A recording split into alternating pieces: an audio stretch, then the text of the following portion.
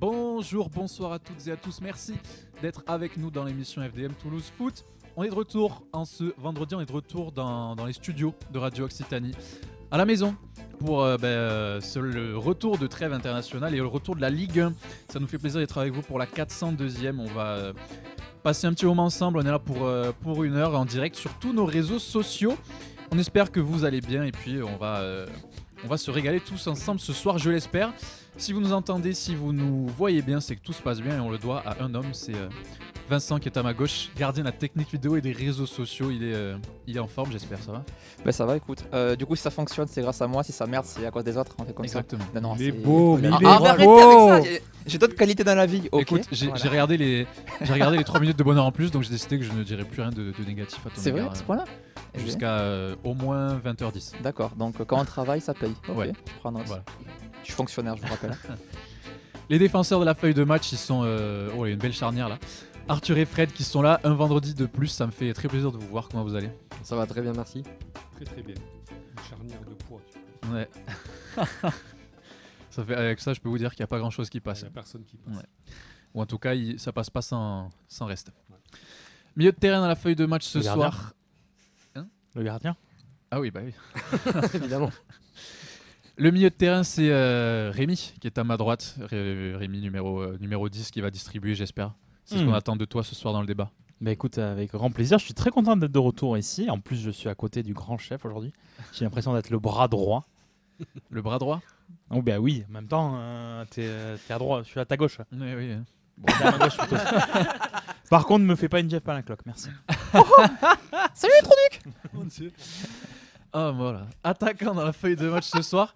Il a séché le journal des prêtés de mardi pour venir avec nous ce soir et je pense qu'il commence enfin à voir la lumière sur les choses qui comptent dans cette émission. Clément, ça va? Eh ben écoutez, ça va très très bien. On va essayer de venir placer la tête sur corner comme d'habitude. Tu connais. Tu connais. Connais Manu? Tout à fait. Enfin, qu'on est dans le... Lui, c'est plus Konemara que Konemari. Voilà. Oh. Merci. On va en parler de tête et de corner puisque ça va peut être ce qui a déclenché notre débat du soir, une petite tête brésilienne qui est venue surgir au premier poteau dans un certain Groupama Stadium il y a quelques jours. Pour coacher tout ça, la technique audio, on a toujours Nadia qui est revenue dans sa cabine. Ça nous fait plaisir de te revoir ici, Nadia, un vendredi aussi, ça va? Coucou tout le monde, ouais ça va nickel. J'ai eu une formation technique là et... Tu as été formée par les plus grands? Ouais, exactement. Je me sens plus performante. Ça. Ouais. Nickel. Écoute, Nadia Nadia dans sa cabine. Nadia d'ailleurs qui, même si on est plus diffusé à la radio sur le créneau du vendredi en direct, mais vous pouvez quand même appeler au 05 61 80 40 40. Vous serez quand même avec nous, même si on n'est pas diffusé sur la bande FM. Si l'envie vous prend de réagir et de venir débattre avec nous, vous pouvez appeler à n'importe quel moment. Et puis, vous pouvez aussi évidemment nous regarder sur tous les réseaux sociaux. On est en direct normalement en vidéo sur X, sur Twitch, sur YouTube, sur Facebook. Vous pouvez nous retrouver un petit peu partout. Je ne sais pas s'il y a des gens qui sont en direct avec nous, Vincent. On a les viewers de l'ombre. Voilà. Ils sont là, mais on les voit pas. On les embrasse quand même. On les embrasse quand même. On les embrasse quand même. Et je fais un gros coucou évidemment à la team podcast dont je sais qu'elle est... fidèle et très nombreuse, donc on fait aussi un gros coucou à ces gens-là. Et le dernier coucou, il est pour les absents qui sont pas là ce soir, donc Camille, Mathilde, Ben, Oxens, Elliot, on a Mehdi, on a Nathan qui est pas là et je pense que c'est bon. J'en ai forcément un ou deux que j'ai oublié. Ben? Non, Ben tu l'as dit. Ben, c'est bon, je sais pas. Ben est assez bon, imposant, bon. j'ai tendance à pas l'oublier. Oh là là, sur les absents, c'est lâche, c'est lâche. Ouais.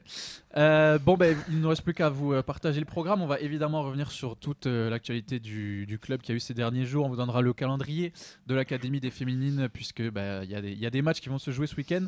Le débat, ça va se passer à la pointe de l'attaque puisqu'on va se concentrer sur le poste de numéro 9, une fois n'est pas coutume. Magri, Emerson, est-ce qu'il y a une place pour deux ou est-ce qu'il y a de la place pour les deux? C'est ce qu'on essaiera de débriefer dans le débat de cette émission. Et puis on finira évidemment avec la preview. Ce week-end, c'est Toulouse FC Metz au Stadium dimanche à 17h15. On aura Thomas de la Maison du Grenat qui sera avec nous pour en parler. On est parti pour la 402e. Est-ce qu'on est la meilleure tribune du championnat? Mais oui, je veux dire qu'on est la meilleure tribune du championnat. Et on est parti en vous rappelant évidemment la première news. J'avais pas vu. C'est bientôt la fin. C'est bientôt la dernière fois qu'on vous rappelle ça, mais il y a toujours la tombola de Andy Tolosa qui est en cours. Donc vous pouvez acheter des tickets pour essayer de remporter un maillot dédicacé. Ça se passe sur le site, sur Hello Asso, sur les réseaux sociaux d'Andy Tolosa. Vous pouvez vous renseigner auprès d'eux. Le tirage au sort, c'est le 24 octobre. Donc il vous reste encore du temps pour acheter des tickets qui sont au prix de 2 €, si je ne dis pas de bêtises. Donc voilà, maillot dédicacé à gagner. Ça va soutenir les futurs projets de l'asso et les déplacements. Donc c'est la dernière ligne droite pour essayer d'être tiré au sort. C'est maintenant, quoi. Donc, Et dédicacé, alors je l'annonce, par une grande star. Dédicacé par une grande star. Il sera dédicacé par une grande star. Yaya Sanogo, 2,02 m. Une star montante, comme on dit. Une star montante. Bah, écoutez, si ça vous met pas l'eau à la bouche, franchement, je vais. Ah oui, dépêchez-vous, c'est vendredi prochain, le 24. Oui, Il vendredi reste plus 24. beaucoup de donc, jours. tirage au sort effectué en direct. Exactement. D'ailleurs, on récupère le maillot dimanche lors du match. Voilà. Je sais pas. On récupère le maillot dimanche. On le récupère Voilà. dimanche. Donc si vous voulez pas participer, que vous avez la flemme de payer, vous avez juste à nous retrouver dimanche et à avoir des très gros bras pour nous intimider et qu'on vous lâche le maillot. Juste des bras, ça suffira, hein, franchement. Hein. Moi, je peux balancer qui aura le maillot si vous voulez. On s'arrange. Donc, tombola Andy Tolosa, mais Andy Tolosa qui a été aussi mis à l'honneur puisque le club a annoncé Vincent quelque chose de nouveau et d'inédit en France pour l'accessibilité et l'ouverture du football en France à tous. Exactement, et je vais d'abord demander à Clément de me dire le nom de cette journée parce qu'avec mon accent anglais, je ne l'assume pas. C'est le Most Inclusive Match. Exactement, il débarque à Toulouse en mars 2026, ça sera lors du match TFC Lorient. Ce dispositif dédié à l'accessibilité et l'inclusivité dans le football a déjà été testé en Espagne, c'est un concept donc, qui s'internationalise. Ça débarque à Toulouse, c'est un partenariat donc, avec la Ligue 1, avec des associations européennes, et évidemment avec le club et à travers évidemment l'association Andy Tolosa. On a vu déjà le teasing, on a pu voir quelques membres de l'équipe autour de la table qui étaient présents. Et d'autres, il a sorti la chemise. Ouais. Et donc voilà, il y aura un travail travail qui va être fait. J'ai un certain statut à respecter. Hein, on essaiera avec Andy Tolosa de faire un petit peu des points sur l'avancée du travail, mais on va essayer de faire des choses sympas. Ça va aussi en résonance avec les différents congrès auxquels Nathan avait pu participer et représenter les Andy Tolosa et le TFC les derniers mois.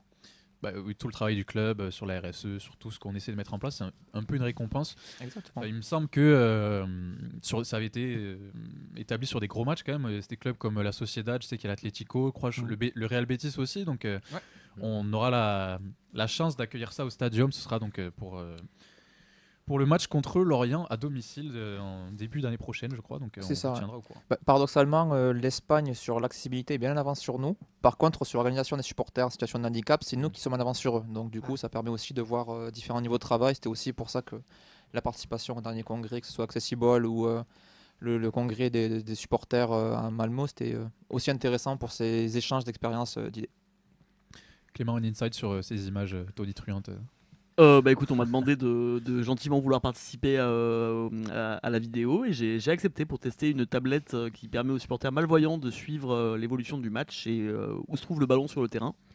Et pour le coup, je dois dire que c'est assez bluffant comme et depuis, tu portes des lunettes. Tout à fait. C'est ça. Il paraît que Babica est en test actuellement pour savourer le ballon sur le terrain. Et j'ai perdu un quart de vision depuis. Et alors, ça fonctionne comment, Clément? Comment ça fonctionne? Par un système de poulie. Non, en vrai, je sais pas du tout. C'est une tablette. En gros, et ça. De poulie crantée. Je sais pas du tout comment ça marche. C'est une technologie alien pour moi, mais il y a un petit ballon qui se déplace sur le terrain en même temps que le ballon pendant le match. Et la tablette vibre quand il se passe un truc, à savoir le ballon sort en touche, il y a une faute ou un but. Autant vous dire que c'était au Stadium, donc j'ai pas eu l'occasion de vibrer pour un but malheureusement. C'est ce que j'allais dire. Bon, dans tous les cas, on essaiera de reparler de tout ça quand ça arrivera. Et puis c'est quelque chose dont on a la chance de profiter de l'expérience à Toulouse, donc on ne va pas s'en priver. On enchaîne parce que y a d'autres choses qui se sont passées plus importantes. Et avant de parler du plus important, on vous rappelle aussi que le club a communiqué sur le retour du challenge MPP du TFC. Donc ça va se passer de la 8e journée à la 12e journée. Vous pouvez vous inscrire et tenter d'être le meilleur pronostiqueur. Il y a de nombreux lots à gagner et le gros lot, c'est une expérience exclusive Stadium, donc au bord du terrain, dans les coulisses, pour vivre un match comme si vous étiez au bord du terrain. Donc ça se passe sur les réseaux du club. Vous pouvez retrouver le lien. Vous mettez le code violet et puis vous vous inscrivez dans la ligue. Voilà, on n'est pas au niveau de la ligue MPP feuille de match, mais que voulez-vous Si jamais vous avez des difficultés à performer dans la Ligue des Grands, vous pouvez tenter d'être le meilleur pronostiqueur du TFC et peut-être gagner une belle récompense. Et la grosse info, je sais qu'on va faire un petit tour de table sur ça parce que c'est quand même ce qui est tombé hier et qui a affolé un petit peu tout le monde, c'est la prolongation de Dayan Metali jusqu'en 2030, le pitchoun qui revient de la trêve internationale avec l'équipe de France Espoir, où il s'est plutôt bien mis en valeur. D'ailleurs, on vous en parle dans quelques instants. Le club a annoncé aussi qu'il avait prolongé son contrat donc, jusqu'en 2030, donc une belle extension quand même. Et ça fait partie des bonnes nouvelles, des nouvelles qu'on aime voir. Cet été, il y avait déjà eu des prolongations pour les pitchouns, puisqu'on avait Messali et Zuliani qui avaient prolongé au club avant d'être prêtés pour le second et de connaître quelques soucis de blessure pour le premier. Et puis ça me vient aussi en parallèle de la signature pro d'Alexis Vossa qui avait disputé ses premières minutes en Ligue 1 sans avoir son contrat. Donc de bonnes nouvelles pour nos pitchouns sur les situations contractuelles. On sait que c'est de plus en plus difficile de les garder dans un club comme le nôtre. Mais voilà, 2030, c'est quand même un message fort, c'est un gros chiffre. Tour de table rapidement, mais je suppose que tout le monde est satisfait de cette signature. Est-ce que pour vous, c'est quoi, comment vous le vivez ? Est-ce que c'est un soulagement ou est-ce que c'est dans la suite logique des choses ? C'est un truc qu'on avait un peu perdu quand même, d'arriver à prolonger nos gros pitchouns. Oh d'accord, c'est à moi. Ouais. Non, sérieusement, ça envoie un message que c'est peut-être un objectif qui n'était pas forcément aussi appuyé avant, de devoir prolonger. Peut-être qu'on savait que les négociations, ça ne se passait pas toujours super bien avec l'ancien président. Donc peut-être que là, pour le coup, ils essaient de donner plus de moyens, peut-être avec une revalorisation un peu plus importante que ce qu'il aurait pu avoir, peut-être une prime plus importante aussi. Après, c'est pas forcément la même situation, il y a du cash qui est rentré aussi entre-temps. Donc mais on sent l'importance même sur le visuel qui a été fait. Avec tous les jeunes, donc c'est super symbolique. La photo de tous les pitchouns là, qui sont dans le groupe pro ou juste en dessous et qui ont le maillot Metali 2030, il y a un effort quoi, qui est fait pour marquer l'importance de ce truc-là. Et j'ai vu beaucoup de gens se réjouir parce que c'est un truc qu'on avait un peu perdu. Alors c'est pas le même contexte, là on est au tout début de saison, on n'est pas en fin de saison comme ça avait pu l'être à l'époque Adli, Koné, etc. Donc on a dû lâcher de manière un peu précoce, mais ça fait quand même plaisir, non Rémi ? Moi je suis totalement fan. Alors c'est pas Metali, on va relativiser effectivement, c'est pas encore le joueur qu'il pourrait être. C'est peut-être plus facile de le prolonger quand il a 5 matchs en pro qu'après une saison complète. Mais par contre en termes de signal, moi je l'ai déjà redit ici, moi le recrutement exotique de joueurs comme Vignolo ou autre chose, ça m'intéresse pas, surtout en plus si on les voit pas jouer. Par contre d'avoir des pitchouns qui jouent, qui prolongent et qui confirment leurs engagements au club. Alors tu as parlé de la direction, mais je vais prendre l'exemple de Jedi Canvo. C'est pas quelqu'un qui avait la tendance de vouloir rester, contrairement à d'autres. Donc je pense que là pour le coup les planètes sont alignées et je vais aller un petit peu plus loin. Moi je rêve d'un TFC où 70% des joueurs qui sont sur le terrain c'est des joueurs formés au club. Moi je le cache pas. De Socor, quoi. Moi je le cache pas. Moi le recrutement exotique qui a été fait cet été devant, il m'intéresse pas du tout.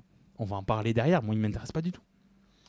Est-ce que alors je comprends le point de vue, ça fait forcément rêver, mais Fred, je sais pas, parce qu'on le prolonge, oui, mais je pense pas que ça empêche forcément de le lâcher cet été si jamais il continue de performer comme ça. Tu me connais, Sacha. Ouais.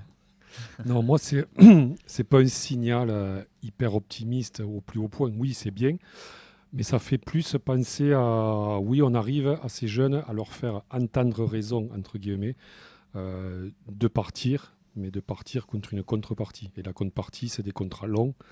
Donc on les prolonge jusqu'en 2030 parce qu'on sait qu'ils seront très demandés en juin. Et donc forcément, on est en 2025. Donc on sera donc en 2026. Et 4 ans de contrat, ça ne se négocie pas comme quelqu'un qui part libre ou comme quand il reste un an, quoi. Donc c'est un peu du donnant-donnant. Donc ils ont accepté ça. Ils remercient comme ça leur club formateur. Mais je pense que c'est pas du tout un signal pour annoncer qu'ils vont rester jusqu'en 2030. Ils resteront forcément un peu plus que si c'est pas prolongé. Moi, je pense que c'est du pur business. Sur l'effort qui a été fait, il y a quand même, ils essayent de mettre en avant une espèce de truc nouveau, comme le coach en a parlé, où il a souligné que justement c'était un joueur qui avait fait toute la saison dernière avec le groupe pro sans jamais jouer, et qu'il avait un peu mettre en avant cette patience et ce truc d'avoir la tête sur les épaules. Qui apparemment ont déjà été sollicités. On entend quelques prix déjà qui commencent à... Donc on se dit, donc un prix maintenant, enfin, un prix avant la prolongation, ça ne sera pas forcément le prix après la prolongation. Donc moi je pense que... mais tu crois pas qu'il peut y en avoir plusieurs, qu'il peut pas y avoir un effet de groupe entre guillemets? On a vanté l'effet de groupe avant en se disant que le Pichoun il regarde ceux qu'il y a eu avant lui, ils sont tous partis. Donc il a envie de partir, peut-être qu'on peut créer une espèce de dynamique. Mais ça ne les fera pas rester, je veux dire, ça les fera pas rester il y aura quand même un an, une 2 ans question de de plus. statut, de responsabilité aussi, j'imagine, derrière. C'est qu'on leur dit pas t'es un aspirant et tu vas avoir 3 minutes de temps de jeu. C'est plus vous êtes l'avenir du club et vous allez tous jouer, quoi. Mais c'est surtout c'est que tu le sécurises parce qu'à à tout moment, il peut t'échapper à la fin du mois libre, quoi. Enfin, la fin de l'année libre, quoi. Donc là, tu prends les devants, il accepte. Moi, je vois plus ça dans un truc donnant-donnant, quoi. Voilà. Mais c'est bien, oui. Et après, sur ce qu'a dit Rémi, le rêve d'avoir une équipe... Enfin, 50% de pitchoun sur le terrain, pour moi... Mais tu sais, c'est ce que le PSG veut faire, hein, à terme. Ouais, non, mais là, on est au PSG. Non, mais après, la Toulouse, philosophie, que tu sois à Paris ou à Toulouse, c'est la même. Hein. Ah non, si tu ils ont les moyens. regardes, justement, ils ont le moyen de faire différemment. Oui, à Paris, ils sont en train de changer. Hein, nos jeunes, encore, t'as pas encore assez d'attrait sportif, d'attrait, on va dire, extérieur, et c'est la finance, t'as pas encore assez d'attrait pour les retenir un petit peu plus. Il y a un côté utopique, mais on peut quand même, en étant le TFC, là, aujourd'hui, aligner un 11 où t'as et Métali, et Vossa, et Guillaume Reis qui sont titulaires, ça fait 3 joueurs sur 11. Et pour peu qu'il y ait un Djouma ou un Kumbasa qui s'y glisse aussi, t'es quand même mais sur un an, sur une saison. Sur une saison. Tu peux pas te projeter plus loin que ça. J'ai des réactions sur les réseaux. Pardon, vas-y. Non, mais très rapidement, hein, moi je suis ravi aussi. Pour moi, c'est jusqu'à preuve du contraire, c'est pas un signal.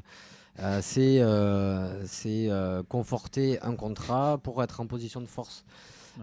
Pour pouvoir négocier des tarifs plus chers à la vente. Après ça, peut-être qu'on aura des mini-cercles vertueux en se disant, un peu comme cet été Djidi Canvo, où Clorec le négocie très bien, très cher, et ça nous permet de ne pas en vendre d'autres potentiellement. Là, je dis un truc très illusoire, on le blende jusqu'en 2030, on le vend beaucoup plus cher l'été prochain, et donc on peut en garder 2 autres. C'est un peu le jeu du poker menteur, parce que Djidi Canvo, il est revenu sur ça. Il a parlé, je l'ai vu, il a parlé dans la presse en disant que ce côté de se sentir un peu comme une marchandise, ce truc d'être la grosse vente parce que jeune, donc on a l'impression que chacun joue un peu avec ses armes, du jeune qui aspire à des ambitions et du club qui veut en tirer quelque chose de gros. Oui. Après, lui voulait partir apparemment, donc tout le monde est gagnant, j'imagine, sur le coup. Mais baliser un contrat, ça peut aider à ça. Vendre 5-10 millions de plus, ou en fait attendre qu'il y ait la bonne offre à la fin quand les Anglais vont lâcher beaucoup. Et ça te permet de garder les autres. Donc potentiellement d'autres pitchs. Parce qu'on a vu que tous ceux qui avaient du talent sur le terrain, ils sont restés donc un an, quoi. Mais tant mieux pour eux après. Tu prends Adli, il est resté un an. Shaibi aussi. Le contexte n'était pas le même. Shaibi, il a explosé sur un an, hop, il est parti. Mais non, mais ça tranche quand même on a beaucoup critiqué Damien Comolli sur sa gestion du contrat des jeunes joueurs. Il y a eu le seul cas de figure, je crois que c'est Anthony Rouault qui prolonge juste avant d'être vendu pour ne pas laisser le club Bafo l'avait pas fait sans rien. Bafo, je sais plus. Une bêtise, non, ils sont tous partis transférés. Mais il y avait quand même une difficulté à ce niveau-là. Ils sont partis libres, je crois. En fait. À part le premier recrutement Redbird, c'est-à-dire les Spearings, les. Oui, non, mais chez les jeunes, ça parler, je pense. Chez les jeunes, il n'y en a pas. Chez les jeunes, ils sont tous partis. Mais c'est un signal. Moi, que Guillaume Reis soit resté, je suis très content. Qu'aujourd'hui on a Vossa qui explose, je suis très content que lui il prolonge, et s'il prolonge et qu'il a l'état d'esprit, donnez-lui le brassard l'année prochaine. C'est pas donnez-lui le brassard. Pardon, excusez-moi. Non mais après ça c'est intéressant. Après ça peut faire garder les donnez-lui le brassard. S'il a l'état d'esprit, s'il a le mood, donnez-lui le brassard. Si ça doit rester, à mon avis, ça sera contre si sur le terrain on aura gagné quelque chose en fin de saison. Pas forcément. De l'enjeu des responsabilités. Peut-être des responsabilités, comme dirait. Si tu joues l'Europe, ça peut rester un an de plus. Si tu sais. On va finir avec les réactions sur les réseaux, mais il y a quand même ce truc, moi, où là, Métali, sur le début de saison, c'était l'oiseau tombé du ciel, parce qu'on n'avait personne pour jouer à gauche, il est arrivé pour dépanner. C'est la surprise. Ce contrat-là, on lui affirme que t'as ta place de titulaire, ou en tout cas de joueur important de cet effectif. on te fait confiance, quoi. Pour moi, je le vois vraiment comme ça. Et Puis la manière dont on essaie de le mettre en avant, de le récompenser aussi pour son bon début de saison, pour sa Ouais. sélection en espoir, etc. Je trouve que c'est positif pour lui parce que ça valide sa progression et le fait que qu'il peut avoir une place importante dans l'effectif cette année. Et j'ai envie de te dire tant mieux parce qu'on est un peu à poil à gauche si c'est pas lui. Clairement.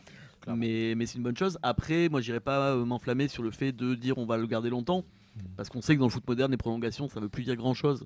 Hormis une garantie d'encaisser un chèque. C'est ça. Oui. Donc, Et bon. même moi, en fait, je suis même pas sûr que ça soit un signal peut-être positif de la direction pour le récompenser. La récompense, c'est Carles Martínez Novel qui le met titu tous les week-ends. Ça, c'est une récompense. C'est des faits. Prolonger un contrat jusqu'à preuve du contraire, c'est peut-être juste le vendre plus cher l'été prochain. Ouais, mais après, C'est bon. techniquement, Je sais pas si c'est une prolongation dit récompense, aussi revalorisation Ouais, c'est ce que- salariale, etc. pourquoi Donc, pas, hein, c'est une Non, mais je veux hypothèse, dire, mais je sais pas si c'est ça. Pour l'instant, il a mérité toutes ces titularisations, je veux dire, sur Oui, le oui. terrain. Mais j'ai posé une question bête. Il était en contrat pro. Mais pour moi, Vossa, il me Vossa semble, n'était pas lui. Il Oui. était déjà. Il Non, était, lui, Métalli, depuis l'an dernier, il oui, était il déjà, et il il avait était un an. jusqu'en 2027, je Ouais, crois, donc, c'est ça Il Et avait il a été un an. prolongé 3 ans. Je ouais. crois que celui qui a déjà le plus, je crois que c'est Kumbasa qui a eu 5 ans. d'entrée. En fait, sur tous ouais. ceux qui ont Cet été, été il a signés signé cet 5 ans. été, il y en a que quelques-uns qui ont un contrat de 5 ans. Oui. Et les autres qui ont un contrat de 3 ans. En Donc gros, ceux dès le- sur lesquels on ouais. compte le plus, ils sont Voilà. signés plus longtemps. Voilà, c'est ça, exactement. Donc lui, il n'était pas forcément attendu, mais ça a été la bonne surprise, comme l'a été Shaibi en fait. Shaibi, ça a été la grosse surprise. Et puis je pense aussi le poste avec tous les, tu l'as dit, avec la photo avec tous les autres jeunes, c'est aussi peut-être une manière pour le club de dire bon ben voilà, on a été critiqué sur ça, sur la gestion des jeunes, le fait que les jeunes ne jouaient pas assez, etc. Là, on a des jeunes qui ont du temps de jeu, donc on affiche publiquement le support du club par rapport à ça, et je trouve que c'est positif. Et Quoi. après, tu regarderas, tu n'as pas tous les jeunes non plus, tu as aussi les jeunes qui commencent à avoir un peu de potentiel, tu vois. Enfin, t'as pas... C'est-à-dire Sur la photo. sur la photo. Ah ouais Il y a pas la tous les photo, ils jeunes. sont pas- C'est- ouais, Il y a toute la Bah, t'as génération. tous ceux qui ont Il y signé a un quand même contrat, toute cette je crois. génération. Non, mais tu t'as pas une vingtaine de jeunes du centre de formation. Non, Ah, t'as non, mais ceux ceux qui sont ceux cette qui ont- génération, tu as qui ceux ont qui joué ont avec un en fait. contrat. Ouais. Et ceux qui ont joué avec. Et Oui, ceux qui t'as- commencent à t'as- émerger en fait. Mais quoi. même ceux que tu vois pas, Ouais. les Bakouche, Non, il y a- Zema, tout ça, ils Ouais, mais Ouais, ils ils commencent sont- à émerger Oui, il y a que après ceux qui ont un quand tu contrat qui parles- étaient dessus pour moi. Enfin, en tout cas, c'est un beau. Je trouve que c'est Ah, un mais un la beau photo message, sympa, quoi. oui. que- Vossa Métalli, pardon. Super. Ça fait 5 ans qu'on l'a pas eu ça, en fait. On l'a eu ponctuellement avec Oui, un, oui. mais là, aujourd'hui, non. Là, j'aurais envie de dire, super. ça aurait été craignos si vraiment tu n'arrivais pas à le. Voilà, où c'est que le joueur il te dit non, moi je prolonge pas. Et comme tu dis, Fred, ils ont été sollicités en fin Voilà. d'été, donc il fallait de C'était toute un façon peu faire ce quelque que je chose. voulais dire. Moi, le côté Mm. positif, il est là, tu vois, c'est que le joueur il te dit pas non. S'il dit non, ça veut dire qu'il pense qu'à sa gueule, entre guillemets. Là, non, tu vois, il donne. Par le passé, un Todibo a dit non, il y en a avait quelques-uns aussi, quand même. hein. Je me souviens plus, fait, bon, donc là il est tombé dans l'anonymat, mais il y en a un qui avait 17 ans et qui est parti à Stuttgart, je crois. T'as Antiste qui était parti aussi. un peu Antiste comme ça. aussi. Italie, à la Spedia. Oui. Mais chez les jeunes, quoi, qui avait vraiment terminé. Ah oui, ça me parle, ouais, je sais mais pas j'ai si pas tu le nom te qui rappelles, reviendra. il y a Oui. 3-4 ans. Mais il a tu vois, un jamais joué, il a attaquant. jamais joué en pro, lui. Non, Il est directement C'est ça. parti, oui. il était parti comme ça sur. Je sais pas. J'ai des réactions si tu Ouais, veux. et après on enchaîne Ouais. parce qu'il est, Il est tard. il est tard. On a Mouimed sur Twitch qui nous fait un joli monologue qui nous dit donc pardon mais là ça a bougé, ça fait juste plus de sous, les contrats ça veut rien dire, c'est pas parce que tu es pitchoun que tu donnes pour le club, le mec il peut être du fin fond de la Bolivie et donner plus qu'un pitchoun parce qu'il aime plus le club, l'important c'est la personnalité des mecs, on s'en fout d'où ils viennent. Mais c'est bien de le prolonger au final, si c'est ça le débat. Plus tu prolonges, plus tu pourras gratter s'il veut partir. Et je terminerai par une citation. Rémi, tu rêves. Mais oui, mais alors je l'ai vu, mais C'est beau de rêver. hein. en fait, Mouimed, je l'ai vu en fait parce que étant donné que j'ai l'honneur d'être à côté de l'animateur. On te connaît, j'ai- Mouimed. J'ai vu. j'ai- On sait où t'habites. Si tu nous écoutes, j'ai vu ton commentaire et tu as entièrement raison. Mais j'ai envie d'avoir un TFC, saut TFC. Voilà. Mais Rémi, il a changé cette saison. C'est la co-animation, ça change C'est énormément. c'est depuis le pari, hein, je sais pas. Non, hein, non, mais mais il y a un truc. hein. Ouais, il a mais changé. bon, Il y a un parle- truc, Rémi. on en Bon, parlera allez, plus on tard. va faire la transition puisque Dayan Métalli il a joué avec l'équipe de France Espoir pendant la trêve et on vous donne les résultats de tous nos internationaux, Vincent. Effectivement, il y en a eu un paquet comme d'habitude, vous en êtes habitués maintenant chez les Espoirs. Donc, on a eu un premier match, la victoire 6-0 de la France contre les îles Féroé avec Rest titulaire. Métalli double lutteur, Rest qui va arrêter un penalty d'ailleurs. La victoire ensuite 6-1 contre l'Estonie. Métalli passeur décisif avec 70 minutes de jeu. Rest et Djouma, eux, n'ont pas joué. Chez les 19, on avait donc deux matchs avec une victoire contre la Suisse 5-3 et une victoire 3-2 contre les Pays-Bas. Sur le premier match, Niflor était titulaire, Kumbasa remplaçant. Sur le deuxième match, Niflor et Kumbasa étaient titulaires. On va changer de continent maintenant avec le Venezuela de Cáceres qui a joué tout le match de la défaite 1-0 contre l'Argentine. Le deuxième match contre le Belize a été annulé. On revient en Europe, en Afrique. Qu'est-ce que vous préférez d'abord? Allez en Afrique. Où Allez, tu partons en Afrique ensemble. On te suivrait partout tellement Eh t'es bien, beau. on va aller sur le banc de touche du Tellement Cameroun, t'es bon, on te puisque suivrait partout. je suis pas que beau, comme dirait Costa Croisière. Donc, Magri restait sur le banc lors de la victoire 2-0 du Cameroun contre l'île Maurice et du nul 0-0 contre l'Angola. Les Comores avec Mchindra qui était sur le banc pour les deux matchs. Défaite 2-1 contre Madagascar et défaite 1-0 contre le Ghana. On retourne aux États-Unis, match nul 1 partout contre l'Équateur et victoire 2-1 contre l'Australie. C'était des matchs amicaux. Mackenzie est rentré à 73e du premier et il a joué tout le match pour le second. Et on termine donc par l'Europe avec Donum qui est rentré à 77e lors de la démonstration 5-0 de Norvège contre Israël. 1 partout ensuite contre Nouvelle-Zélande, un match amical. Il a joué les 45 premières minutes. Celui qui aura été peut-être le meilleur sur cette période-là, c'est Sauer. On a vu quand même quelques extraits pour les qualifs d'abord pour la Coupe du Monde 2026. Donc avec les A de la Slovaquie, il est resté même pas sur la feuille de match, pardon. Il était en dehors de la feuille de match, comme Camille ce soir. Lors de la défaite 2-0 contre l'Irlande du Nord et la victoire 2-0 contre le Luxembourg. Et surtout, il a fait un très beau match avec les espoirs 2-0 contre la Moldavie. Il a été buteur et passeur décisif. Et pour terminer, pour être complet, on a pris cette semaine le retour en sélection chez les filles de Mimiti Bironien avec l'équipe de France U19 pour un stage du 21 au 28 octobre. Belle trêve en vrai, on a eu l'habitude Oui. d'avoir des pires performances. On a des joueurs qui reviennent un peu en forme, je trouve. Il en manque encore quelques-uns qui n'ont pas été aussi sélectionnés, donc c'est bien C'est aussi. aussi des joueurs qui ont joué, quoi. Totalement. Métalli monstrueux. Hein. Impressionnant. Peut-être qu'il faudra. Entre son match à Lyon et la trêve, je peux te dire qu'il a fait le tour des réseaux sociaux. Donc la prolongation est tombée au bon moment, je pense. Pour être complet sur le programme, on vous donne aussi le calendrier de ce week-end. Vacances scolaires oblige, pas de match pour notre préformation. Ce soir, c'est le film Eoli Tréto. Et on se repose pendant 2 semaines. Mais la N3 va jouer, puisqu'il y a un déplacement à Agde samedi à 18h. Agde 12e, le TFC 8e, donc un adversaire à notre portée. Pour les U19, le seul match du week-end à domicile, c'est pour eux. Ce sera dimanche matin à 11h sur Annexe 1 contre le Gazélec. Gazélec Ajaccio leader, le TFC qui est 4e, donc l'occasion de revenir au classement. Et puis les U17 vont aussi à Agde, mais ce sera dimanche.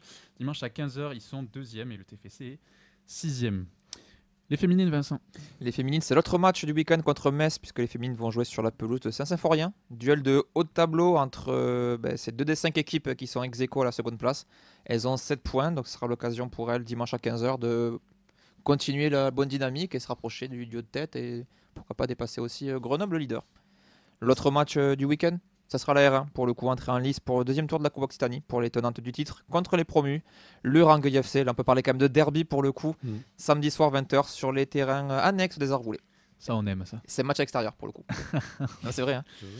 C'est la deuxième fois cette saison qu'il y a les mêmes matchs, parce qu'il y avait déjà eu Auxerre TFC le même week-end. Pour les filles, pour les gars, là, à Saint-Symphorien, c'est quand même c'est cool. Belle enceinte. Ouais. Donc il y a quelque chose à faire là-bas. Si on peut faire 6 points sur 6 contre Metz ce week-end, on ne va pas s'en priver. Exactement. Nous, on est parti pour enchaîner sur notre débat, puisque ça va aussi rentrer dans l'analyse qu'on va faire du match qui arrive dimanche. Emerson, Magri, est-ce qu'il y a vraiment une seule place pour les deux?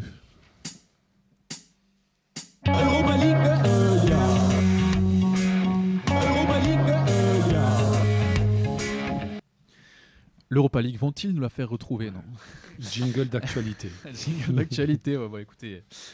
On verra bien. Dans tous les cas, c'est le débat qui se pose pour nous, mais qui va se poser aussi dans la tête du coach et de beaucoup de supporters, je pense, puisque on a une situation de concurrence à la pointe de notre attaque. On joue dans un système où on a 2 ailiers et un avant-centre, et puis on a deux têtes pour se disputer ce poste-là. Franck Magri, qui comme la saison dernière a démarré dans la peau du titulaire, en enchaînant 3 buts sur les premières journées. Il y a eu le doublé contre Brest, il y a eu le but à Lille. Et Emerson qui est arrivé en fin de mercato, qui a mis un peu de temps pour être prêt, mais qui en très peu de temps a fait beaucoup de bien, avec une rentrée assez convaincante à Auxerre, et derrière une titularisation contre Nantes au Stadium, et surtout le principal acteur de la victoire à Lyon avant la trêve, puisque il rentre et il met un but et demi, puisque le doublé a été à moitié compté par la Ligue.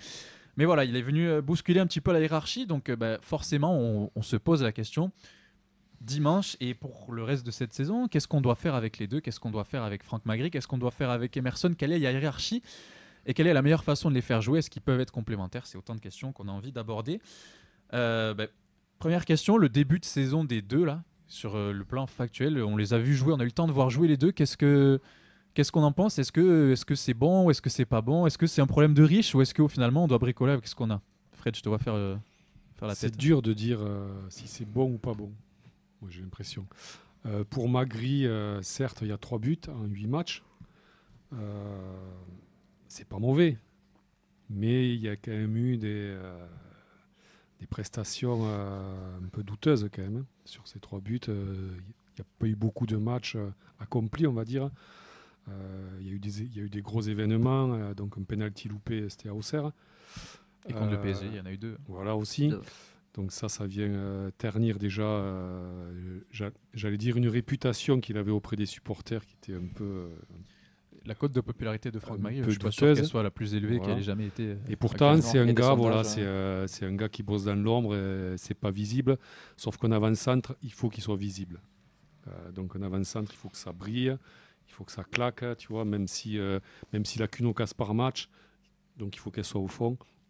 Et voilà. Ce qui est souvent le cas, une occasion par match, on n'est pas beaucoup plus. Voilà. On n'aime pas beaucoup plus. Non. Et Emerson, c'est un peu pareil, des entrées, on ne sait pas trop sur quel pied danser. Alors certes, il y a eu cet éclair contre Lyon, mais moi j'oublie pas voilà, qu'il y a eu une mi-temps, il y a eu juste une mi-temps contre Nantes. Il y a eu quoi aussi? Il y a eu 15 minutes contre Auxerre, il rentre contre à Auxerre en fin Auxerre. de match, il a la plus grosse occasion. Donc finalement, 8 matchs et il a joué, allez, on va dire... J'ai rempli a les joué. stats, donc on a 3 buts, 7 matchs, donc 569 minutes Ouais. pour Magri, 98 minutes pour Ouais. Emerson qui marque un but. Voilà. 2 si on compte. Un but et demi. Si on compte jeu doué. Un but et demi, voilà. Alors c'est vrai. Après, d'un autre côté, je veux dire, Emerson, il fait le taf puisqu'il était venu, on va dire, piquer les fesses de Magri. Il fait le taf. Donc, moi, j'ai encore du mal à me décider. Alors, pour moi, c'est encore Magri qui est légèrement devant. Et il y a donc Emerson qui le talonne et qui fait qui fait la sensation de ce pourquoi on l'a recruté. En fait, c'était pour avoir donc Une concurrence. voilà, une concurrence saine. Juste rapidement, c'était Camille qui a mis un sondage sur les stades de la feuille de match il y a quelques jours avec la question du débat ce soir. Donc tu parlais de désamour, pour le coup on y est, puisque 67% des votants préfèrent Emerson, 21% quand même pour les deux et 12% seulement pour le pauvre Magri. Bah, c'est quand même c'est la tendance qui a l'air de se dessiner, en tout cas quand on écoute les supporters, mais j'ai l'impression que dans la tête du staff et du coach, Magri a quand même un statut, en tout cas il faut falloir le déloger quoi. Ça va, c'est pas. Il a le bénéfice de l'ancienneté. Et donc Ouais, il connaît l'expérience, son l'ancienneté. profil, il sait ce dont il est capable sur le terrain, alors que peut-être Emerson, même le staff, continue un peu à le découvrir. Et c'est vrai que nous, de l'extérieur, moi j'aurais le même discours que Fred, c'est un peu difficile à juger. Je ne suis pas satisfait de la rentabilité, on va dire, de Magri. Est-ce que c'est possible de faire beaucoup mieux avec les occasions qu'on se crée, notre style de jeu? Je ne sais pas. Bah, si on fait un tour de table là, vous êtes coach, il y a le match contre Metz dimanche à domicile contre un adversaire bas de classé. Qui est-ce que vous faites jouer en tant que titulaire? C'est Magri, Emerson ou c'est les deux? Magri. Parce que Emerson. pardon. Emerson. Moi, je dirais Emerson aussi. Emerson. Emerson et Magri, et je fais rentrer Emerson. Voilà. Magri aussi. Donc Et toi moi je pense que j'y vais avec Magri. En tout cas, Ouais, je c'est- pense que ça va Il se y a passer comme ça. égalité là, Oui, du coup, mais non c'est pareil. Je pense que c'est ce qui va se passer. Il y a égalité, le débat existe. Mais tu dis si tu le testes Nadia pas peut là, relancer. tu vas le tester quand Emerson En fait, seul en pointe. mais ce sera peut-être les deux, mais j'ai du mal à imaginer Carles se passer de Magri en tant que titulaire sur un match comme ça Ouais. parce que c'est un peu son moment quoi. C'est la lanterne rouge de Ligue 1 qui a toujours pas gagné. C'est une équipe qui va venir chez nous en jouant un peu plus bas. On va devoir montrer les choses. Si Magri il marque dans ce match-là devant, enfin il marque au stadium, il s'affirme et tout ça va relancer la discussion. Et puis Ou pas, surtout, ça Sacha, veut il me semble que si tu perds Magri, en fait, si Carles il perd Magri, tu vois, parce que pour derrière, il n'y a pas le troisième qui, tu vois ce que je veux dire, t'as pas Vignolo qui pourrait donc émerger, t'as pas Hidalgo qui. Si tu perds Magri, tu te retrouves qu'avec juste Emerson. Quand je dis perdre, ça veut dire voilà, tu es un gars qui abandonne. Bah oui, on Qui a fait la l'impression pour gueule, l'instant, qui- la voilà, discussion qui elle est pas existe bon, qu'entre ces deux noms-là. Donc il a besoin d'avoir ces deux gars concernés encore pour le moment, quoi. Je suis pas convaincu moi de ça. Je trouve que l'an dernier, ce qui a participé aussi au réveil de Magri, c'est qu'il avait quand même plus ou moins à un moment de la saison perdu sa place au profit de King. Et il est revenu et il a fait la fin de saison qu'il a fait. Donc moi je pense pas que ce serait le cramer que de le laisser souffler parce que après je pense que Carles, son plan, lui, ça fait 2 ans d'affilée qu'il fait ça, c'est d'installer Franck Magri à la pointe de l'attaque. Mais on se rend compte que, en tout cas moi je reste persuadé que Magri c'est pas un gars qui est fait pour jouer seul en pointe. Il a plein de qualités, mais je pense pas que c'est un mec qui pèse assez sur les défenses et qui a les capacités pour tenir une attaque à lui tout seul. Ou alors il l'a pas encore démontré, il va peut-être encore progresser, je sais pas. Mais pour l'instant ça me paraît compliqué et j'aimerais bien déjà les voir associés. Et ça j'ai bien compris qu'il allait falloir faire une croix dessus, à moins de voir Ailier ou Emerson en ailier. Mais bon, une croix dessus, je suis pas sûr. Moi je pense que...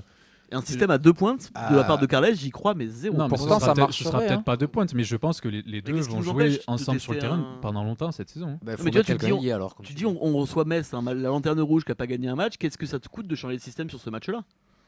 Le changement de système, je pense qu'il faut faire une croix dessus. surtout que c'est Ouais, pas mais en fait si tu le fais pas là, tu le feras jamais quoi. Pour moi, ce serait pas vraiment un changement de système parce que Beau, c'est déjà un joueur qui L'animation. dézone. Donc, il passerait vraiment. Tu le mets officiellement en 10. Déjà, qu'il va faire que dézonner. Donc, forcément, Là, du coup, tu changes de système. Tu passes à un 10 et 2 pointes. Ouais, en quelque sorte. Et Mais tu du coup, pas- t'as toujours 3 Avec devant. 2 ailiers et un mec en pointe. Mais c'est t'as pas déjà, pareil. tes pistons qui montent pour faire les centres. En soi, il n'y a pas vraiment de différence. Ça arrive déjà plusieurs fois qu'ils se marchent dessus en Bah, pointe. tu perds de la largeur, tu perds les mecs. Je pense que ça change. Non, beaucoup si de t'es choses sur le plan tactique. un bloc haut et que tu as la position de balle, ça change pas grand chose. À partir du moment que tu arrêtes de mettre Sidibé en piston. Je sais, quoi.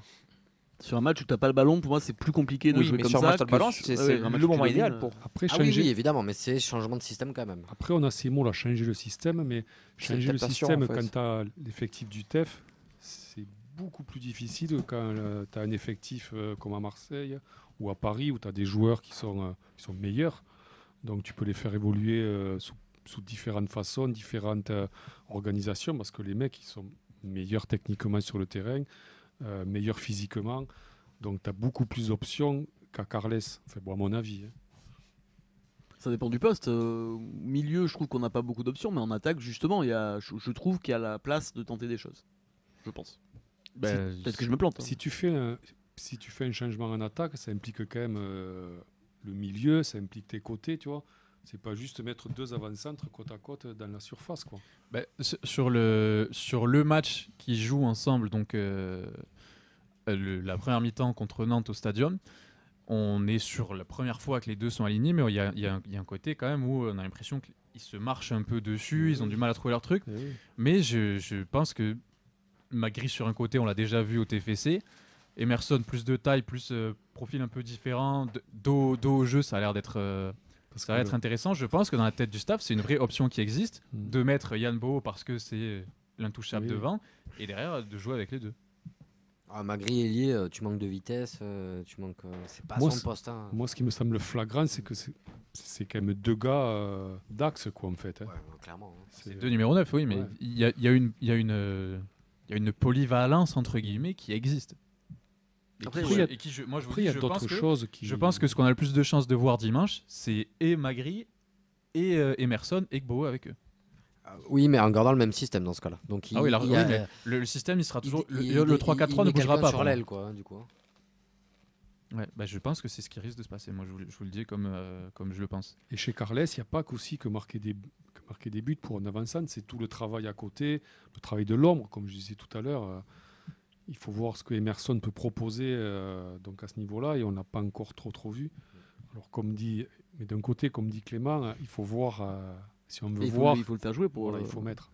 Parce que Magri, on a vu justement que c'est aussi ça qui blesse. Le bas blesse aussi de ce côté-là. Le côté participation au jeu, garder les ballons, faire remonter le bloc. Marquer des buts.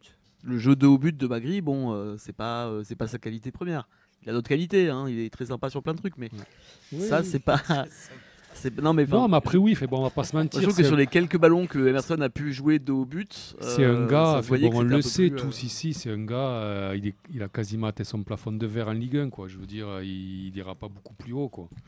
L'argument que Camille met en avant, je sais qu'il en a beaucoup parlé, que la complémentarité des deux, elle est peut-être pas sur le terrain, c'est qu'on a Magri qui démarre dans la peau du titulaire Totalement. et Emerson qui est un joueur un peu qui va mettre plus d'impact, qui se montre plus balle au pied, qui va essayer de provoquer un petit peu plus. Quand il rentre face à une défense qui a déjà joué 60-70 minutes, il est peut-être plus à l'aise pour avoir le fameux coup d'éclat ou se procurer l'occasion qu'il va falloir à un moment donné, sans parler de marquer ou de pas marquer, pour se montrer plus dangereux en tous les cas. D'autant plus qu'apparemment, il semble pas encore capable de tenir physiquement. Voilà. On nous a vendu aussi il y a ça aussi, une adaptation qui n'est pas encore tout à fait au point. Mais moi, je suis totalement d'accord. Pour Magri, c'est un pourrisseur, c'est le bon sens du terme. C'est-à-dire, il va embêter, peser sur les défenses adverses. Ça va être un boulot qu'on va pas forcément. Il n'aura pas forcément les ballons, mais il va toujours attirer un ou deux mecs et les embêter. Et avoir un autre joueur qui n'a pas eu tout le même style qui rentre, ça va perturber. Si pendant 60-70 minutes, tu défends d'une manière sur un type et que tu as l'opposé complet qui rentre à la place, sachant que tu as déjà 70 minutes dans les pattes et que le gars d'avant te revisé, celui qui rentre et qui est plus flamboyant, mais forcément, il te fait mal, quoi. Et du coup, c'est comme ça qu'il te déstabilise et que ça fonctionne pour moi. Rémi, on t'entend pas. Ouais, je vous écoute religieusement et en fait, Clément, moi je suis d'accord avec lui sur le fait que si à un moment donné, Emerson, il va falloir le faire démarrer. C'est-à-dire que sur la dynamique, il va falloir qu'il démarre, il va falloir qu'il montre aussi ce qu'il a dans les jambes. Après, le problème, c'est qu'en fait, l'animation offensive du TFC, elle a été faite. Moi, c'est l'impression que j'ai depuis quelques temps. Ça n'a pas été clair en fait. C'est-à-dire qu'aujourd'hui, on est incapable de dire qui est l'ailier droit titulaire, qui est l'ailier droit remplaçant, qui est le 9 titulaire. Alors, peut-être que les semaines vont avancer ou autre chose, mais j'ai l'impression qu'on a beaucoup d'incertitudes là-dessus. Moi, j'aimerais effectivement que la hiérarchie elle soit claire et qu'on se dise pas Emerson il va jouer à droite parce qu'il faut le faire jouer en même temps que Magri, parce que Magri il est indiscutable, parce que Beau c'est le totem d'immunité. C'est-à-dire que si on commence à faire ça, en fait, je trouve que c'est du bricolage devant. Moi, je préférerais avoir un 9 titulaire.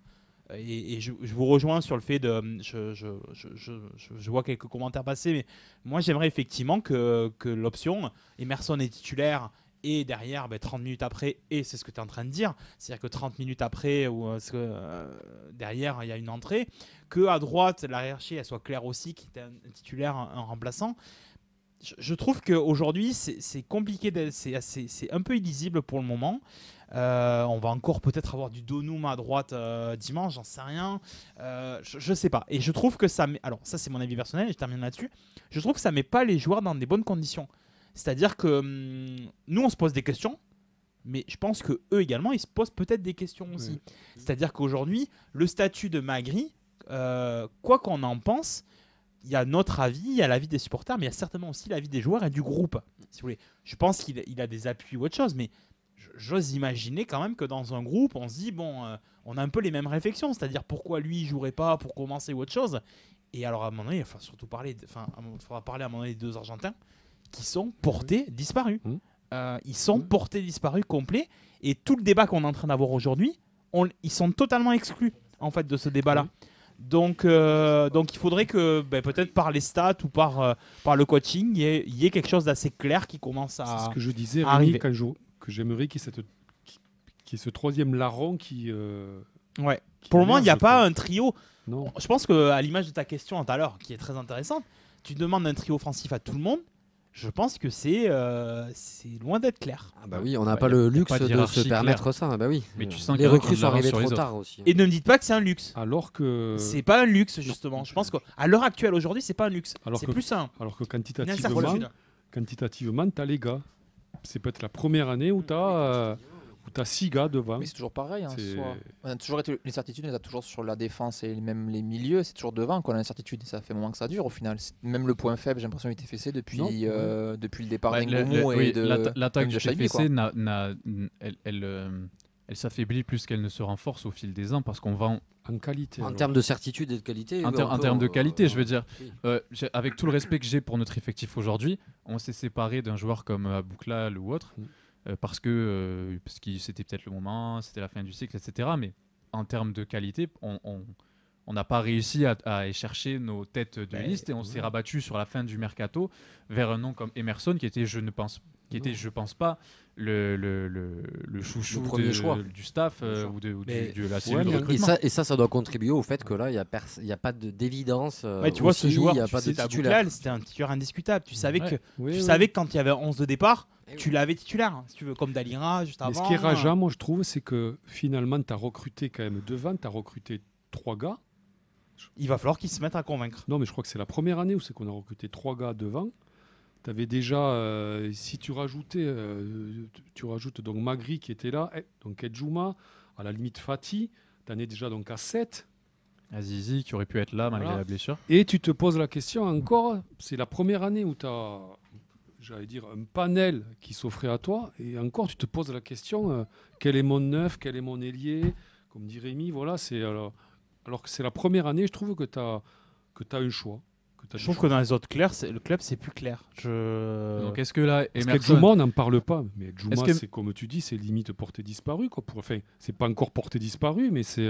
Ah, mais Djouma, il a eu sa chance et pour l'instant, il a Et il n'a pas globalement. convaincu. C'est-à-dire qu'en fait, il n'y a aucun joueur Comme qui Hidalgo. émerge à convaincre. Ouais, en fait, c'est ça. c'est ça. C'est-à-dire que et je comprends que Carles patauge parce qu'aujourd'hui, la matière première, elle est un peu compliquée. Emerson, il a mis un doublé, mais si après 4 ou 5 matchs, il marque pas de but, il apportera pas une. Alors, certes, ils sont une encore réponse jeunes, supplémentaire. mais voilà. Alors, comme tu dis, peut-être, je crois que tu avais employé ce terme en tout début de saison, qu'on a joué avec le feu. Oui, on joue avec le feu parce que Vignolo dit 18, Hidalgo 19 ou 20, ils ne connaissent pas le rôle. Bon, ils Hidalgo arrivent en 20, Europe. Emerson 21. Voilà. Donc Et Djouma Edjouma 20 aussi, voilà. Donc, Mais il va falloir être patient avec ces joueurs-là. Mais le mais problème, est-ce c'est qu'on a que les moyens d'être patient, quoi. Et non. oui, pour le moment, oui. Oui, mais on n'est pas, on n'a on pas n'est le choix. on n'est pas dernier avec non. avec 2 points. Donc oui, on a le Bah, temps. si- Mais si si tu as on- Magri si qui on- se blesse ou comme ça, tu vois. Si on réfléchit factuellement là, parce qu'il va falloir qu'on Ouais. enchaîne, mais le fait qu'il n'y ait pas cette hiérarchie, Mm. la dynamique qu'Emerson est en train d'avoir, au-delà des guerres d'ego et de la Oui. gestion humaine que tu dois faire, Titulaire. la dynamique qu'il a et ce qu'il a montré et ce qu'il a fait avant la trêve doit lui offrir le siège de Bien sûr, titulaire. titulaire. Et c'est à lui ensuite de confirmer, sinon on remettra Magri. Mais si on réfléchit comme ça, c'est peut-être cette logique-là qu'il faudrait adopter. Oui, la dynamique est pour lui par rapport à Magri, ouais. Si on a deux joueurs qui qui sont sensiblement sur la même échelle en termes de niveau et qu'il y en a Oui. pas un qui va prendre le dessus sur l'autre, si on se base sur ça, on y va en brésilien. Pour le coup, j'aurais du mal à comprendre qu'il débute pas contre Metz, Emerson. Vraiment. À part s'il tient pas une mi-temps physiquement. Ouais, mais sinon, oui, je suis d'accord sors-le avec toi. sors-le à la 50e, tant pis, tu vois. Mais... Bah, Je- écoutez, je on comprends verra bien à quel compo on a droit dimanche. Le groupe n'est pas encore sorti, mais on se doute que devant il y aura toute la panoplie. On verra s'il y a Emerson, s'il y a Magri, s'il y a les deux. Et puis lequel des deux sera plus à son avantage. Peut-être qu'on refera le même débat la semaine prochaine ou dans 2 ou 3 et que les données auront changé. Mais on a hâte de voir quand même ce qu'on peut faire offensivement contre cette équipe de Metz. Et de ce match-là, on va en parler dans la preview, puisque c'est notre dernier segment de la soirée.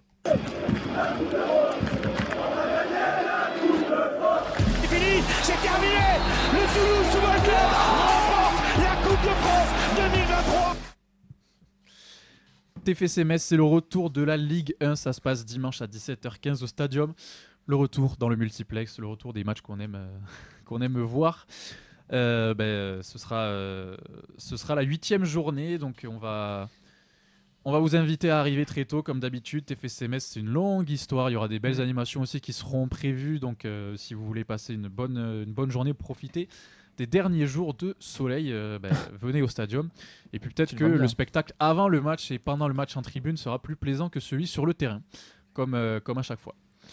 On a dit on n'a pas le groupe qui a été sorti par le club, mais on se doute quand même qu'on va repartir sur quelque chose d'assez similaire à ce qu'on a vu à Lyon. Est-ce que vous pensez qu'on se dirige vers les mêmes gars, sans forcément parler du 11, entre ceux qui démarrent et ceux qui vont finir? Pour le coup, on a quand même une infirmerie qui est relativement vide. En fait, il n'y a que les absences longue durée. Sinon, tout le monde est revenu. Les internationaux sont revenus, je crois, jeudi au plus tard. Ouais. Donc, en soi, à voir si Carles refait la politique qu'il a appliquée quelques fois sur les internationaux, qui avaient quand même fait une longue distance et qui avaient joué, qu'il n'est pas forcément titularisé. À voir. Sachant que c'est On parle de Metz. l'Amérique du Sud là. Oui, concrètement. oui. Sachant que On a la profondeur pour. oui, sachant qu'en plus c'est Metz, que maintenant. Enfin, j'allais te dire, il y a. T'as Sauer, mais Sauer aussi a joué. En fait, on a quand même tous nos milieux qui ont joué à part Bou Francis, quoi, au final aussi. Oui. Donc, c'est beau ça. oui, c'est vrai. Qui compte maintenant dans la hiérarchie, je pense. C'est vrai. On verra bien quelle sauce on va être mangé. C'est rare qu'il y ait des compos sans surprise cette saison au TFC, mais pourquoi pas un peu de continuité, on verra bien. Normalement, pour parler de ce match, on a un Messin avec nous, c'est Thomas de la Maison du Grenat qui est avec nous en direct. Est-ce que tu nous entends? Oui, bonsoir monsieur. Bonjour. Comment ça va? Bah, bien vous. Écoute, merci d'être, ça va bien, merci d'être avec nous dans l'émission. C'est un plaisir de te recevoir. Juste avant qu'on parle de ce match, est-ce que déjà tu peux toi te présenter, nous expliquer ce que c'est la Maison du Grenat pour tous les auditeurs toulousains? Oui, alors du coup, je m'appelle Thomas, donc effectivement, sur les réseaux, je suis sur le compte La Maison du Grenat. Je suis également rédacteur pour un média qui suit l'actualité du sport messin, qui s'appelle Les Gomez, et qui me permet de faire pas mal de rédactions, notamment de matchs de Metz à domicile. Donc l'idée, c'est effectivement que depuis 2018, je suis l'actualité du FC Metz, et tout simplement, on va donner quelques avis, quelques analyses, avec les connaissances modestes. Je ne suis pas un insider, entre guillemets, par rapport à d'autres personnes qui ont plus d'informations. Mais l'idée, c'est d'avoir une petite analyse sur la situation du FC Metz. Et en ce moment, il y a beaucoup de choses à dire. Voilà. Il y a beaucoup de choses à dire. Ouais, forcément, la première question que j'ai envie de te poser, c'est de nous, ce qu'on voit d'un œil extérieur. Il y a une saison qui est très compliquée pour Metz. C'est la lanterne rouge du championnat. Il n'y a toujours pas de victoire cette saison. Est-ce que je me doute que vous vous attendiez à jouer le maintien, mais est-ce que c'est un début de saison qui est difficile ou vous vous attendiez à mieux quand même? On a forcément un peu plus d'espoir quand on a réfléchi notamment en avant-saison par rapport au projet du coach Stéphane Lemillan, qui est quand même un coach qui sur le papier avait des idées qui étaient totalement inversées par rapport à ce qu'on avait à Metz depuis de nombreuses années, puisque les coachs généralement à Metz, c'était pas des coachs qui cherchaient à faire du jeu, c'était plutôt des coachs assez défensifs. Lui, depuis son arrivée, il essaie de mettre quelque chose en place, et donc il voulait poursuivre sur ça effectivement avec la montée obtenue, mais il s'avère qu'on s'est un peu rendu compte dans la préparation et surtout à la fin de la préparation que cette équipe de Metz, elle n'était pas prête. Il y a aussi un mercato à des postes clés qui s'est terminé de manière assez tardive, on va dire, et donc c'est quelque chose que l'on paye sur le début de saison, et automatiquement quand tu es un club promu et que quelques certitudes que tu avais de l'année dernière, même ça c'est remis en cause par une préparation compliquée, même par des joueurs que tu pensais avoir à un niveau meilleur que ça et qui ne sont pas forcément au rendez-vous, ça donne pas forcément un bon mélange. Et donc finalement, par rapport aux problèmes qu'on avait constatés en fin de préparation, on n'est pas surpris de les retrouver là. Et on va dire qu'il y a quand même un peu de pessimisme qui est bien répandu à travers la plupart des supporters du FC Metz en ce moment. Ce pessimisme, justement, on a la malheureuse habitude d'avoir ces discours-là quand on parle de Metz dans les médias ou dans la sphère foot en France, du club qui s'en va et qui revient, qui performe en Ligue 2 et qui a du mal à se stabiliser en Ligue 1, surtout que on a quand même Metz club historique du championnat de France. En tant que supporter, en tant que suiveur, et comment est-ce qu'on vit cette situation-là? Est-ce que c'est pas un peu difficile de se dire que on est toujours vu comme ça par les autres? De toute façon, je dirais, alors c'est sûr que on vit entre guillemets une année sur deux, quoi. C'est-à-dire que le bonheur, on l'a une année sur deux, ce qui est d'ailleurs c'est un vrai débat avec certaines personnes. Des fois, on se demandait ce qu'on préfère être en Ligue 1 mais vivre que des saisons où on joue le maintien et on souffre beaucoup plus qu'on ne sourit, ou est-ce qu'on aime bien faire une saison sur deux avec du bonheur. Il n'empêche que le fait est que ce qui arrive à Metz depuis quelques années aujourd'hui, je dirais que Metz l'a un peu mérité. C'est-à-dire que quand tu répètes certaines erreurs que tu as pu répéter, à partir de là, il y a une sanction et elle est évidente. Et surtout, c'est qu'aujourd'hui, la réputation que Metz a de club ascenseur, elle est, elle est méritée, et c'est pas les supporters de Metz qui diront le contraire, quoi. Même si, et vous l'avez très bien dit, il faut pas oublier que Metz, c'est pas seulement un club qui a qu'une dizaine d'années de première division, hein. C'est un club qui effectivement a eu beaucoup d'années de première division. Et c'est triste de voir que depuis maintenant environ un peu plus de 10 ans, cette situation d'ascenseur, c'est un peu l'image effectivement qui colle à Metz. Et on espère qu'un jour, il va y avoir peut-être une bascule avec peut-être un nouveau propriétaire qui peut peut-être donner une nouvelle dynamique. Mais aujourd'hui, c'est l'état du FC Metz, Et certes, le terrain joue beaucoup sur ça, hein, parce que les choses se passent sur le terrain, elles se passent peut-être aussi en coulisses. Et c'est clair qu'il va falloir que tout le monde, à un moment donné, renverse la table et qu'on arrive vraiment à repartir de zéro. Et le sentiment qu'on a, c'est que depuis de nombreuses années, Metz n'a jamais vraiment réussi à repartir de zéro avec de vraies bases. Et on est en train toujours de revivre la même chose. Donc je sais pas, cette saison est pas très bien partie pour renverser les choses. Donc on verra bien. Par rapport à cette saison-là, est-ce que t'as pas l'impression qu'il y a un enjeu un peu plus gros quand même, puisqu'avec tout ce que le foot français traverse au niveau financier, on a vu beaucoup de clubs qui expliquent, hein, que descendre, c'est mettre un pied dans la tombe quasiment, si je grossis un peu le trait. Donc on a l'impression que les enjeux ils sont un peu plus gros là sur ces derniers mois, cette dernière année. Est-ce que ça te fait peur à toi? C'est-à-dire que Metz a toujours, entre guillemets, eu comme bouée de sauvetage, notamment le fait qu'il arrivait toujours à sortir chaque année au moins un, voire deux éléments assez bons pour avoir un joueur à valoriser sur les mercatos, notamment les mercatos d'été, pour justement passer toutes les épreuves de la DNCG. C'est-à-dire que quand vous prenez depuis 5-6 ans, Metz a toujours au moins un joueur avec qui il arrive à vendre plus de 10 millions d'euros. Et Metz a peut-être un ou deux éléments où effectivement on peut se dire que à la fin de la saison, ça peut peut-être combler le déficit structurel énorme qu'a Metz quand même. Hein. Metz, c'est un club qui doit à peu près vendre entre 10 et 15 millions d'euros chaque saison. Mais le fait est, c'est que Metz y arrive. Et donc en fait, même avec les descentes où effectivement Metz est un peu habitué effectivement de ne pas rester trop longtemps en Ligue 1, Metz arrive toujours à trouver dans son effectif un joueur qui va un peu lui sauver sa saison financièrement pour faire celle de l'année d'après en deuxième division. Après, c'est sûr que c'est pas forcément quelque chose de très sain comme façon de faire, mais Metz, quand la direction s'attache à ce modèle-là, qui n'est pas forcément très long-termiste, mais c'est clair que oui, ça fait forcément peur parce que tous les clubs, et Metz en fait bien sûr partie, se serrent la ceinture à tous les niveaux, et le problème c'est qu'aujourd'hui ça t'aide pas, quoi. Voilà, tu n'es pas aidé par une gestion d'austérité que tu dois faire, surtout dans un club comme Metz. Donc la marge de manœuvre, on va dire, elle est très très limitée effectivement. Si on se concentre un peu plus sur le terrain, c'est déjà compliqué. Il manque la première victoire de la saison. Pourtant, il y a plusieurs scores qui auraient pu basculer. Il y a les deux matchs nuls à la maison contre Angers et Le Havre. Il y a aussi le match contre le PFC. Tu nous as parlé d'une équipe qui a tardé à être prête, un mercato un petit peu en dents de scie. Qu'est-ce qui manque vraiment pour toi à cette équipe pour vraiment essayer de lancer cette saison comme il le faut? Effectivement, il y a le côté stabilité d'un éventuel 11 qui peut enchaîner des matchs, avec aussi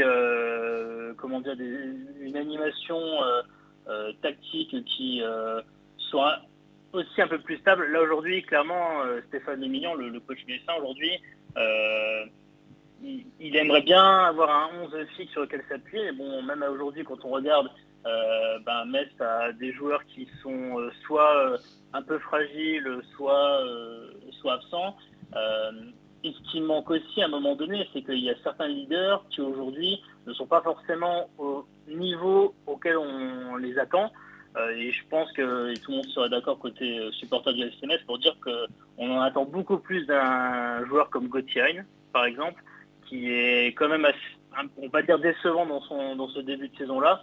Et de manière générale, les leaders en fait sont pas forcément, à part peut-être Gébamin qui fait plutôt de manière assez surprenante quand même un bon début de saison, mais on s'attendait à ce que certains autres leaders se montrent, et pour l'instant c'est pas le cas. Donc aujourd'hui l'effort pour avoir cette première victoire, et il doit être fait par tout le monde, les joueurs sur le terrain, le coach également qui est un coach jeune, hein, entre guillemets, dans le sens où il est sur sa première saison de Ligue 1, et on a le sentiment qu'il manque un peu de réactivité dans les décisions clés lors des matchs. Donc il est en train un peu d'apprendre comme certains joueurs sur le terrain, quoi. Donc le souci c'est que quand on apprend, les matchs passent, potentiellement les défaites et non-victoires sont là aussi. Et malheureusement, à un certain point, c'est un peu trop tard. Donc voilà, il va falloir du temps, mais est-ce que Metz aura ce temps-là c'est un peu compliqué de dire ça, quoi. Écoute, tu nous as parlé de leaders qui peinent à être convaincants. Si tu fais un petit bilan de l'effectif, là, tu dirais que c'est quel joueur ou quel secteur qui sont à surveiller, les points forts, les points faibles. Comment tu jugerais cette équipe de Metz sur ce qu'elle propose dans le jeu? Alors aujourd'hui, c'est vrai que trouver les points forts, c'est quand même quelque chose de très très complexe. J'avais pas prévu ça comme une question piège, je t'avoue, mais. Ouais, non, mais je comprends totalement. Non, mais en vrai, c'est difficile aujourd'hui de dire quel secteur est bien, dans le sens, comme j'ai dit, aujourd'hui Metz a pas forcément une attaque collective qui est incroyable, loin de là. Défensivement, même s'il y a des éléments individuels, comme par exemple, j'ai cité Gébamin, qui voilà, fait un bon début de saison.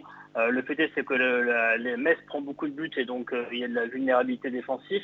Non, aujourd'hui, Metz a quelques éléments quand même sur les attaquants je dirais de côté, et même les côtés de manière générale. C'est-à-dire que même un Ballo-Touré, par exemple, a montré pour ses premiers matchs quand même un peu de la satisfaction. Donc on va dire que c'est le jeu de côté qui a surveillé quand on est du côté toulousain pour ce match. Il faut surveiller les côtés messins.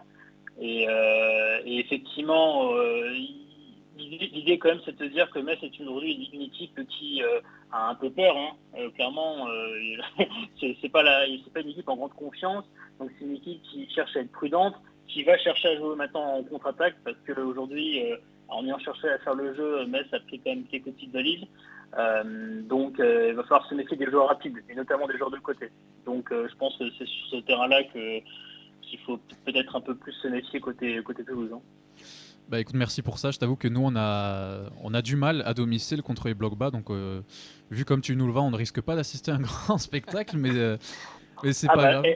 Comme le match, de toute façon, ceux qui ont pu voir la purge du match entre Metz et Le Havre, parce que j'ai été au stade, il y a peut-être un monde où ça va être la même chose, quoi. Mais après, encore une fois, je pense que vous contre Metz, historiquement, je pense que vous avez vu les confrontations, les dernières confrontations, vous êtes quand même plutôt bien solide contre Metz à domicile de votre côté. Donc voilà, les confrontations, les dernières confrontations montrent que Metz a toujours eu sur les dernières années du mal à Toulouse.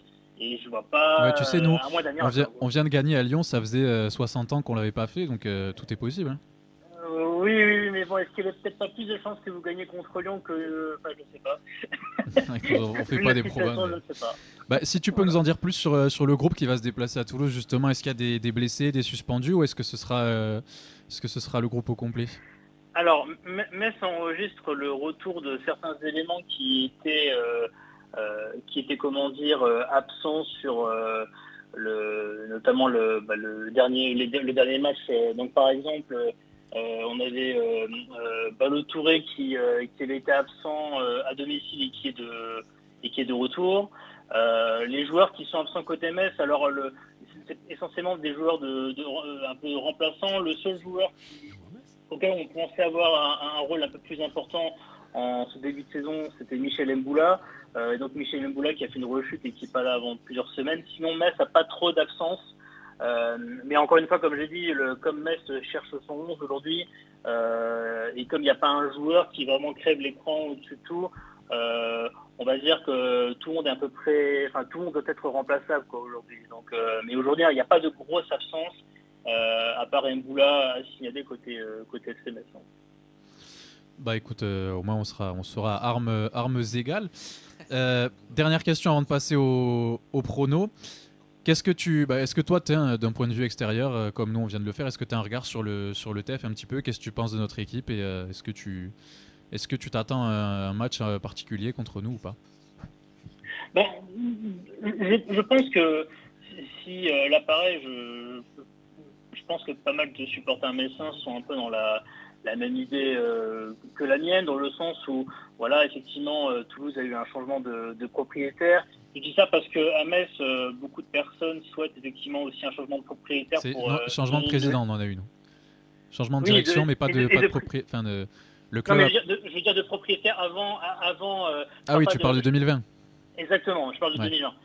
Parce que pour moi, ce que vous avez enclenché, c'est. Ah, c'est ça a tout changé pour moi, nous. Voilà, exactement. Je parlais plus de ça, Ok, plutôt ouais. que le changement de présidence, parce qu'effectivement, c'est une nouvelle dynamique, c'est de nouvelles choses. Bon, voilà, vous avez comme la communication aujourd'hui du club est comme une des communications les plus rafraîchissantes de France.